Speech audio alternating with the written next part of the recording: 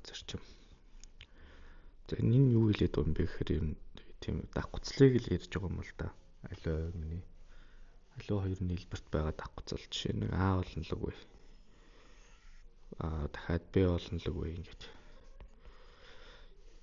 Энэ хоёрын даггуцал дээр л юм яриад. Энэ даггуцал хоосон байж болно. Бас хоолтой ч гэж болно гэсэн да. За тэгвэл А олонлогийн дээр Б олонлогийг нэмчих юм бол ерөнхийдөө санаа нь юу үсэд байгаа юм гэхээр голын хэсэг 2 удаа нэмэгдээд байгаа. Тэрийг л буцаагаад огтлцлын 1 удаа асаад өгөх.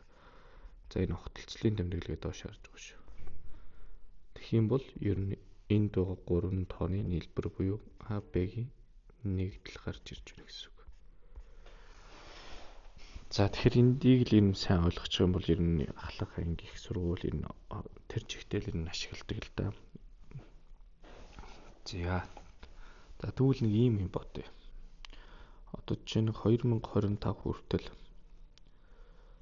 5 туваагддаг тооны олонлог байл л да. 1-ээс 2025 хүртэлх тоо ба. Тэгээд бас 5 туваагдгийг энэ олонлогт ичээ. 5 туваагдгийг. Дахиад нэг 7 туваагдгийг нээч. Тэгм л энэ голын хэсэгт 5 ба 7 туваагдгийг тоорно л гэдгийг харах хэрэгтэй.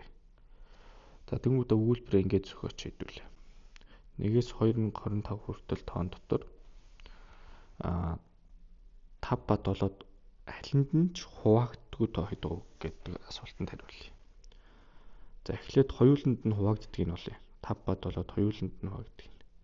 Тэгэх юм бол 2025-ыг 5 ба 7-д зэрэг хуваагдахын тулд 35 хуваагдах хэрэгтэй.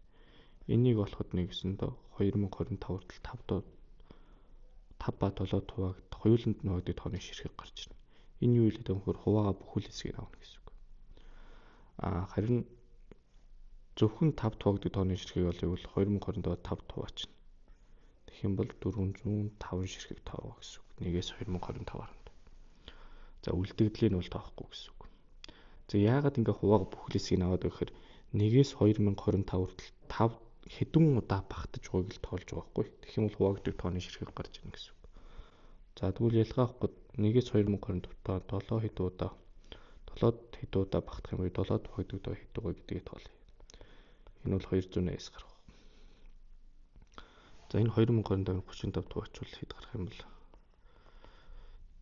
За энэ төгөөд 7-оор өчлөхгүй 6-аар өчгөр яах хэтэрчих юм.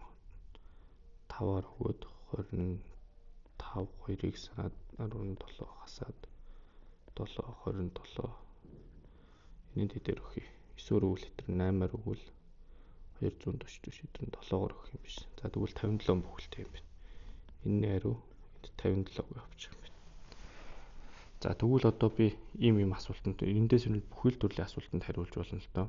Юу юм гэхээр 5 ба 7 туваагддаг хэдэн тоо байгаа бол 57. 5 туваагддаг хэдэн тоо бол 405 тоо. 7 туваагддаг хэдэн тоо бол 289 тоо гэсэн үг.